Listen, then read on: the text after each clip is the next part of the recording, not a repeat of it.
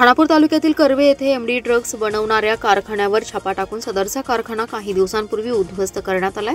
सदरचा कारखाना चालवणाऱ्यांची पाळीमुळे खणण्यास पोलिसांनी सुरुवात केली आहे। एमडी ड्रग्ज प्रकरणाचे मुंबई कनेक्शन स्थानिक गुन्हे अन्वेषणाच्या पथकाने उघडकीस आणले आणि या कारखान्यास आर्थिक मदत, ड्रग्ज बनवण्यासाठी मार्गदर्शन करणाऱ्या तिघांना अटक केली आहे। संशयित जितेंद्र शरद परमार, अब्दुल रजाक, अब्दुल कादर शेख आणि सरदार उत्तम पाटील अशी अटक केलेल्यांची नावे आहेत। या गुन्ह्यातील मशिनरी आणि केमिकल्सच्या तपासासाठी सांगली पोलिसांची पथके मुंबई, दिल्ली आणि गुजरात येथे रवाना झाल्याची माहिती पोलीस अधीक्षक संदीप घुगे यांनी दिली। यावेळी पोलीस अधीक्षक संदीप घुगे म्हणाले, विटाजवळील कार्वे येथील औद्योगिक वसाहतीमध्ये बंद कारखान्यात एमडी ड्रग्ज बनवणाऱ्या रहूदीप बोरीचा, सुलेमान शेख, बलराज अमर कातारी या तिघांना 27 जानेवारी रोजी अटक करण्यात आली। त्यांनी बनवलेलं 29 कोटी रुपयांचं 14 किलो 500 ग्राम एमडी ड्रग्ज जप्त करण्यात आले।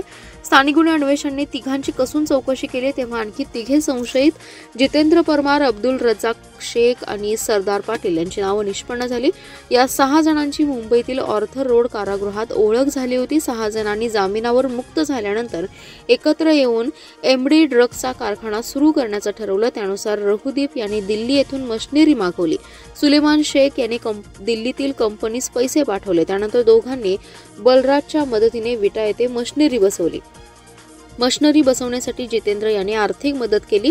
सरदार पाटील याला ड्रग्ज विषयी माहिती असल्यामुळे त्याने 2-3 वेळा येथे येऊन मार्गदर्शन केलं, तर बलराज हा अब्दुल रजाक शेख याला पुणे, मुंबई जाऊन माल देत होता। जितेंद्र, अब्दुल रजाक आणि सरदार या तिघांना फलटण येथून ताब्यात घेण्यात आले। विटा पोलीस स्टेशन दाखल 52/25 गुन्हा नंबर यामध्ये जे अंमली पदार्थांवर पोलीस विभागाने छापा घातला होता आणि या कारवाईमध्ये साधारणतः आपल्याकडे 30 कोटीपर्यंत जो मुद्देमाल जप्त केलेला आहे। या गुन्ह्यामध्ये सुरुवातीला 3 आरोपी पोलीस विभागानं घटनास्थळावर आणि वाहतूक करत असताना निष्पन्न केली, त्यांना अटक करण्यात आली। आता त्यांची पोलीस कस्टडी आमच्याकडे आहे। त्या दरम्यान तपासामध्ये जेव्हा या आरोपींकडे आम्ही सखोल चौकशी केली तर यामागे आणखीन काही आरोपी असल्याचं दिसून आलं। त्यावरून आम्ही तात्काळ काही आरोपींचा शोध घेऊन आणखीन 3 आरोपींना अटक केलेली आहे।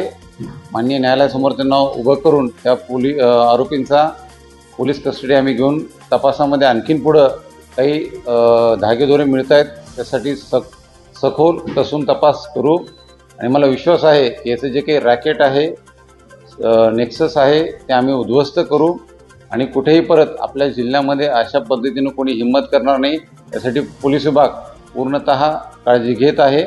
आणि आपल्या माध्यमातून मी सर्व सांगलीकरांना हे आव्हान करतो की आपणही अशा कोणत्याही गोष्टींना बळी पडू नये।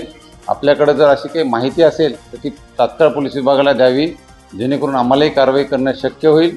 यामध्ये अगदी पालकांपासून शाळा कॉलेजचे जे शिक्षक वृंद आहेत त्यांचाही सहभाग आम्हाला यामध्ये अपेक्षित आहे आणि मला विश्वास आहे की या चुकीच्या गोष्टींपासून आपण आपल्या सर्व नागरिकांना वाचवू, त्यांना निश्चितच आपण यापासून दूर ठेवू आणि कोणी अशा पद्धतीचे गुन्हे करण्यासाठी धजावणार नाही आणि आपल्याकडे कोणी अशा पद्धतीनं सांगलीमध्ये प्रवेशही करणार नाही। धन्यवाद।